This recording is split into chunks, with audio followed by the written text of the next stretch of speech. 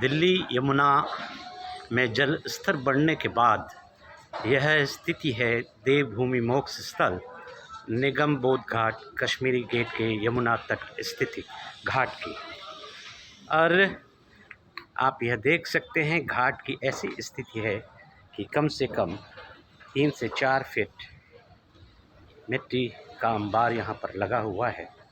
और जो यहाँ की व्यवस्थाएं थी उन व्यवस्थाओं को आप देख सकते हैं, सारी बेंच, सारे गमले तहस नहस हो चुके हैं। इन बेंचों में भी मिट्टी का अंबार लगा हुआ है। यहाँ पर कोई भी आकर न तो दाह संस्कार कर सकता है और न ही इन व्यवस्थाओं का लाभ उठा सकता है। अब मैं आपको एक दूसरी तरफ लेकर चलता हूँ, जो समाज के हित में कार्य कर रही संस्था उत्तरांचल भ्रातृ सेवा संस्थान है, जो हर वक्त समाज के हितार्थ कार्य करने के बारे में सोचती है। उन्हीं लोगों के बीच में मैं यह घाट का दूसरा छोर है, यहाँ पर ये सभी सेवा मित्र लगे हुए हैं। और इन सेवा मित्रों ने भी यह दूसरा छोर अभी सुबह प्रारंभ किया है।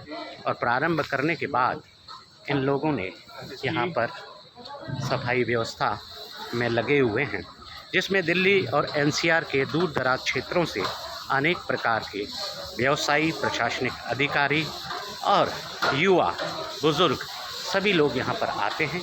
और आकर उन्होंने यह आप देख रहे हैं कि दूसरा छोर है और यहाँ पर यह सफाई में लगे हैं। ये यहाँ की मिट्टी को निकाल चुके हैं और यहाँ के प्लेटफॉर्म को लगभग साफ कर चुके हैं। प्रातः 8 बजे से यह लोग सेवा कर रहे हैं और यह वाला छोर जो है इसे कंप्लीट करने की ओर लगे हुए हैं। आप देख सकते हैं जिन लोगों ने घर पर एक चाय का गिलास सिंक में न रखा हो, वो लोग भी यहाँ पर फावड़ा, बेल्च, वाइपर और से किस प्रकार सेवा कर रहे हैं मैं वो दिखाता हूँ। ये युवा लोग भी हैं और यहाँ पर 80 और 85 साल के बुज़ुर्ग भी हैं और बड़े युवा साथी। और ये संस्थान के सारे सेवा मित्र लगे हुए हैं और इस स्थिति को सुधारने में इसलिए लगे हुए हैं कि यहाँ पर समाज के लोग आकर दाह संस्कार कर सकते हैं। और इसी बीच में एक नई व्यवस्था आपको बताता हूँ या बताना चाहता हूँ कि अभी यहाँ पर दाह संस्कार के लिए एक हिमाचल वासी आए और वो ये वाला प्लेटफॉर्म पे उन्होंने बॉडी रखी और उस बॉडी को यहाँ से फिर उन्होंने कहा ऊपर। आखिर यदि यहाँ पर दोबारा बाढ़ आ सकती है तो मैं ये कहना चाहता हूँ कि इसके मेन गेट पर आप एक बोर्ड लगा दीजिए और वहाँ पर लिखिए कि यहाँ दाह संस्कार करना अभी वाद्य प्रतिबंधित है। लेकिन इसी विषय में जब क्योंकि उन्हें यह जो यहाँ की व्यवस्था है उस व्यवस्था को पूरे जग जाहिर होती है कि आप लोगों की ये व्यवस्था किस प्रकार से बनी हुई है।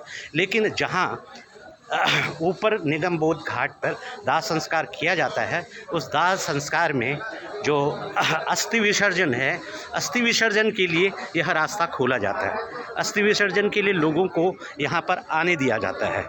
लेकिन अगर कोई अपनी परंपरा और आस्था के अनुरूप दाह संस्कार इस प्लेटफॉर्म पे करना चाहे तो नहीं करने दिया जाता। इसका एक मूल कारण ये है क्योंकि यहाँ पर उन्हें यह दिखता है कि यह घाट कितना अव्यवस्थित है और यहाँ की कितनी असुविधाएं यहाँ पर हैं, समाज को कितनी परेशानी होती है। यह मैं आज जो मेरे सामने घटित हुआ उसके बारे में मैंने आपको बताया है। लेकिन यह उत्तरांचल भ्रातृ सेवा संस्थान के लोग यहाँ पर सुबह से लगे हुए हैं और कम से कम अभी 3 घंटे हो चुके हैं।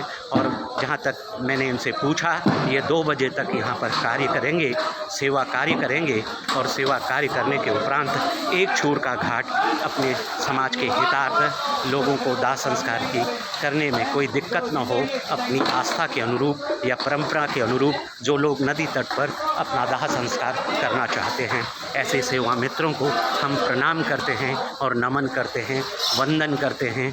ऐसे सेवा मित्र जो अपने अंतर हृदय से यहाँ पर आकर सेवा का कार्य करते हैं।